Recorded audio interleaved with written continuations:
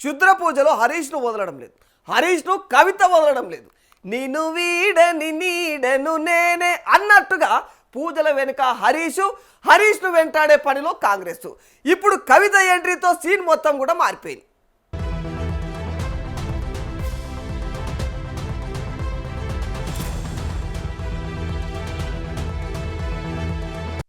అసలు స్టోరీ ఇది అని మధ్యలో జోక్యం చేసుకున్నది కవిత. ఈ క్షుద్ర పూజల అంశం తమకు దొరికిన అస్త్రమని సంబరపడ్డది కాంగ్రెస్ ప్రభుత్వం. అందుకే మరి రేవంత్ ఏ వేదిక ఎక్కినా పూజలు చేస్తున్నారు, మనం బాగుండొద్దట, వానలు వడొద్దట అని చెప్పేసి మరి తమ పార్టీకి ప్రభుత్వానికి దీన్ని ఓన్ చేసుకునే ప్రయత్నం చేసిండు. అంతేకాదు వీళ్ళ మూతిపళ్ళు రాలగొట్టండి అని పిలుపునివ్వడం, బాబూలంగా కూడా ఎన్నికల్లో ఓడించండి అని కోరుతూ కూడా వస్తున్నాడు.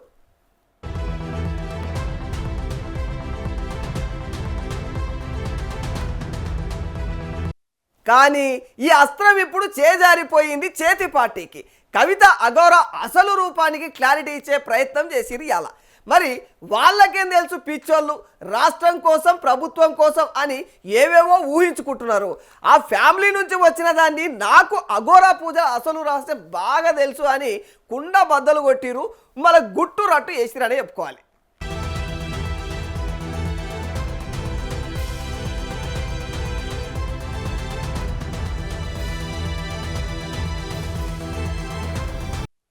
కేసీఆర్ కోసమే ఆ పూజలు చేస్తున్నాడని కవిత క్లారిటీ ఇచ్చిరు. కేసీఆర్ కోసం అంటే ఆయన ఆయురారోగ్యాలతో కలకాలం చల్లగా ఉండాలని మీరు అనుకుంటే నిమ్మకాయల మీద కాలేసినట్టే అవుతుంది.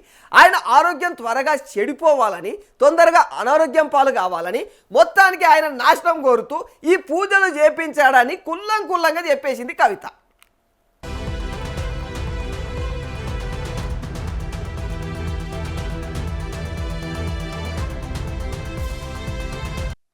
ఇప్పుడే అయిపోలే ఈ అఘోరా ముచ్చట్లు.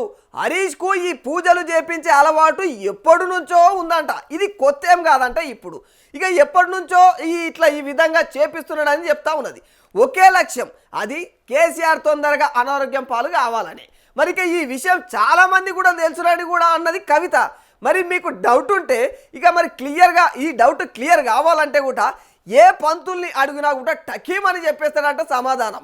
అవును, అఘోరా పూజలు నిజమే, ఆయన చేసే పూజలు కేసీఆర్ కోసమేనని. మరి ఇంకో ముచ్చట కూడా చెప్పిండండోయ్.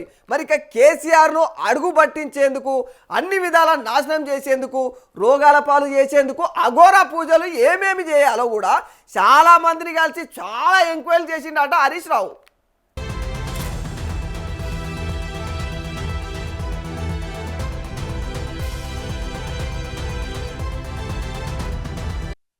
మొత్తానికి ఈ పూజలన్నింటిపైన మంచి పట్టు సాధించిండు. అయితే అవి ఎక్కడ చేయాలో సెర్చింగ్ చేసి మొక్కవోని దీక్షతో ఒకే ఒక్క లక్ష్యంతో అలుపెరగని యోధుడిలాగా పూజల మీద పూజలు చేపిస్తూనే ఉన్నాడట. ఇవన్నీ నేను చెప్తున్న ముచ్చట కాదు బాబు, ఆమె స్వయంగా చెప్పిర్రు, క్లారిటీగా వివరించిరు కవిత గారు. మరిక ఏదైతే శశబిషలు ఉన్నాయో ఆ శశబిషలు లేకుండా అందరి అనుమానాలు తీర్చేసిరు క్లారిటీగా. కాంగ్రెస్కు ఈ అఘోరా పూజల అంశం ఓన్ చేసుకోకుండా చేసేసింది.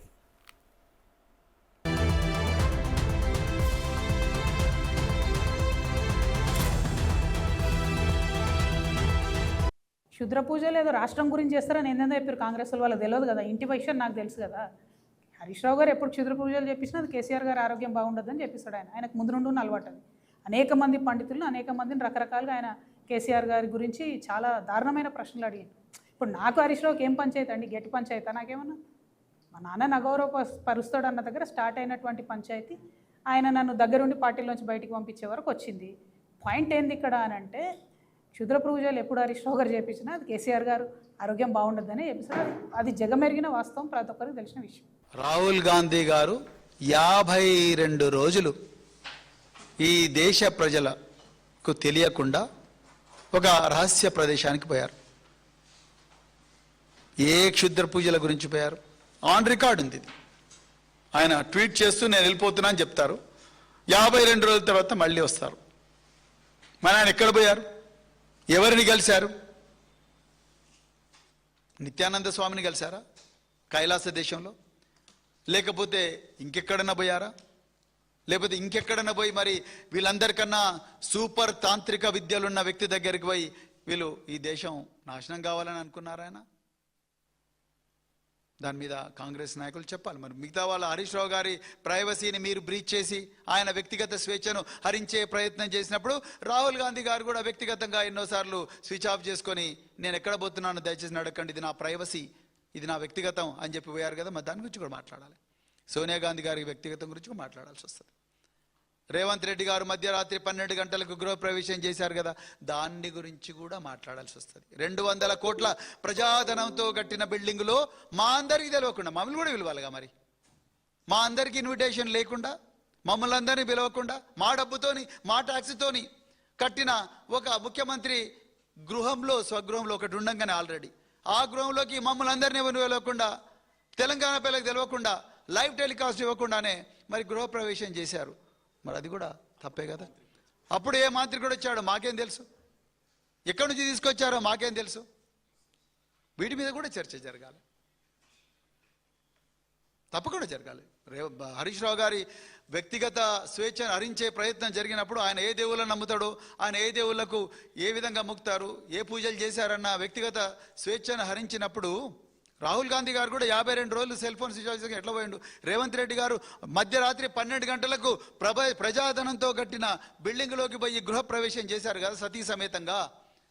దాని మీద కూడా చర్చ జరగాలి, అబ్సల్యూట్లీ చర్చ జరగాలి. Because it is built with public money.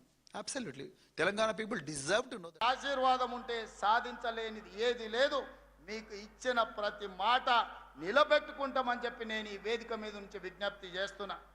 అన్ని కుట్రలు చేసిరు, కుతంత్రాలు చేసిరు, పన్నాగాలు వండిరు, టీవీలలో చూపించారు, సోషల్ మీడియాలో పెట్టారు.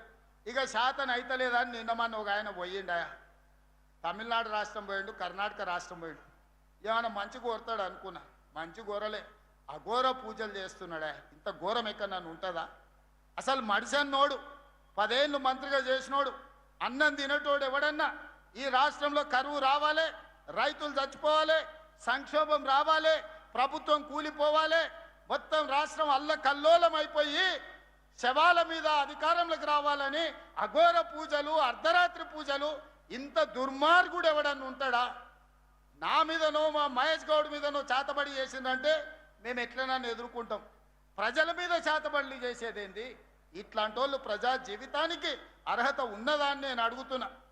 ఈ రకమైన చేతబడులు ఇవాళ ఆయన సన్నాయి నొక్కులు నొక్కుతుండు. ఒక ఆయన మహేష్ గౌడ్కు నోటీస్ అన్నాడు.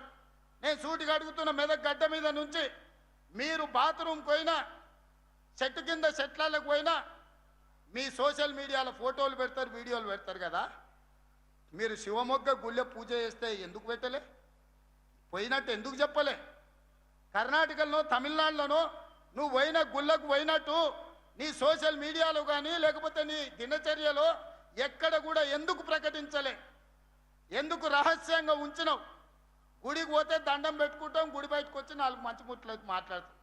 మేము తిరుపతి పోయినా, శ్రీశైలం పోయినా, యాదగిరిగుట్ట పోయినా, రాజన్న సిరిసిల్ల పోయినా, సమ్మక్క సారలమ్మ పోయినా మీడియాని అందరిని పిలిచి దర్శనం చేసుకొని 10 కాలాల పాటు రాష్ట్రం సుభిక్షంగా ఉండాలని మేము విజ్ఞప్తి చేస్తాం.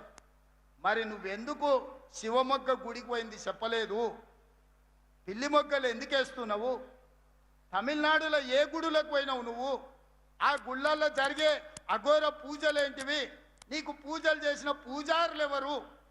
వాళ్ళ వివరాలు బయట పెట్టు.